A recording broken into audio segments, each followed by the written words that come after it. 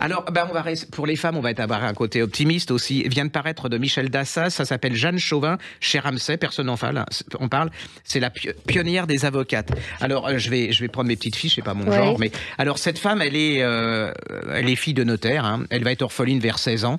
Alors attendez, c'est le contraire de moi. Vous peut-être pas, mais moi, elle a 2 bacs. On est 1890. Hein. Elle a 2 bacs, lettres, sciences. Elle a 2 licences, philo et droit.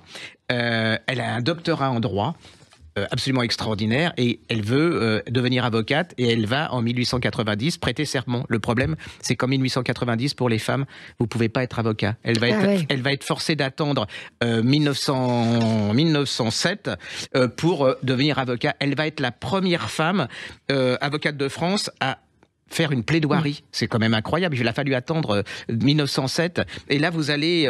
alors, c'est une militante, hein, elle va se battre pour le droit des femmes, que tous les métiers soient accessibles. Alors, je vous dis pas la raillerie des hommes, hein, c'est-à-dire, ils se moquent d'elle et tout. En fin de compte, ils ont la trouille. C'est un peu comme de nos jours où on raille les femmes qui sont dans certains milieux. En fait, ils se disent, elle est brillante et elle va prendre notre place.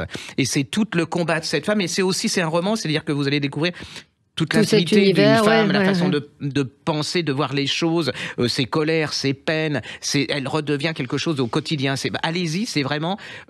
personne n'en parle, je ne sais pas pourquoi. Et si vous êtes une femme, vous allez voir d'où vous venez. C'est-à-dire qu'on a quand même une certaine chance. Oui, il y a encore beaucoup de choses à faire, mais par rapport à la condition des femmes au début du siècle, il y a quand même un certain... Allez-y, c'est chez Ramsay.